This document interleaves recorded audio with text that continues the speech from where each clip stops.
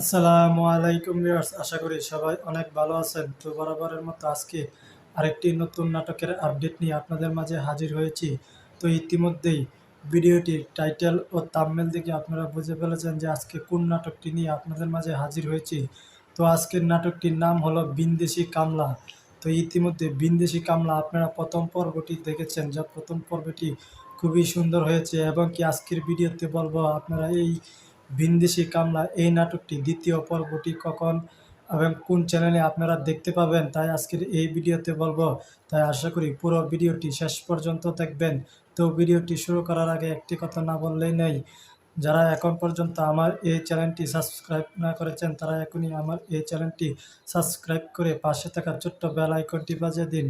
তাহলেই সবার আগে সর্বপ্রথম নতুন নতুন নাটকের আপডেটগুলো আপনারা জানতে পারবেন। তো বিন্দেশি কামলা এই নাটকটিতে নায়কের নাম হয়েছে কাজল এবং নায়িকাটির নাম হয়েছে নীলুফা। কাজল সে মানুষের বাড়িতে কাজ করে, তার নিজের বাড়ি নেই এবং কি তার কোনো আত্মীয় স্বজন বা মা বাবা কেউ নেই।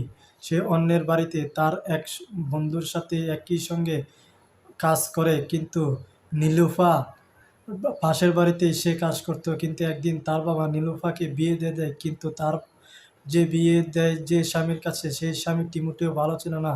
সেই নীলুফাকে প্রতিদিনই মারধর করে। একদিন মারধর করতে করতে তাকে অনেক মারধর করে, সে তখন বাড়িতে চলে আসে জামাইয়ের বাড়ি ছেড়ে দিয়ে। তখন সেই কাজল দেখতে পায়, দেখে তার খুবই কষ্ট লাগে। তখন সেই পাশের বাড়ির যেই বাড়িতে কাজল কাজ করতো, সেই বাড়ির যে মহিলাটা ছিল, সেই মহিলাটা ছিল অত্যন্ত জঘন্য।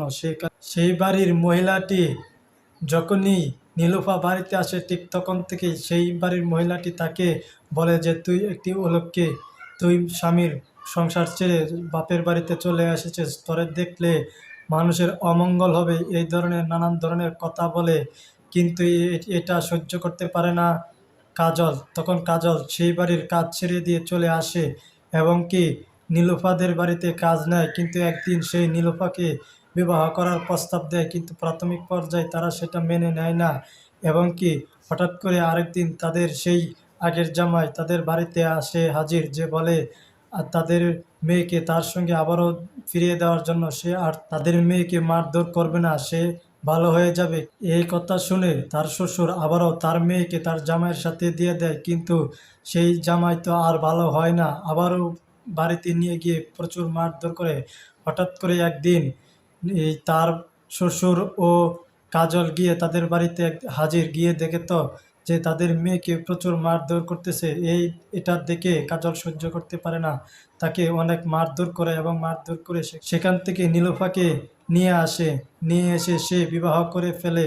তো এই কাহিনীটি ঘটেছে প্রথম পর্বটিতে। এবং কি তো এখন বলবো আপনারা এই ভিনদেশি কামলা এই নাটকটির দ্বিতীয় পর্ব আপনারা কবে বা কোন চ্যানেলে দেখতে পাবেন। তো ঈগল ড্রামা ইউটিউব চ্যানেলে আগামী 25 তারিখ বিকাল 3টা 30 মিনিটে আপনারা এই ভিনদেশি কামলা দ্বিতীয় পর্ব নাটকটি আপনারা দেখতে পাবেন। তো ভিউয়ার্স, এই ছিল ভিডিও যদি ভালো লেগে থাকে তবে একটি লাইক দিন, চ্যানেলটি সাবস্ক্রাইব করে পাশে থাকা ছোট্ট বেল আইকনটি বাজিয়ে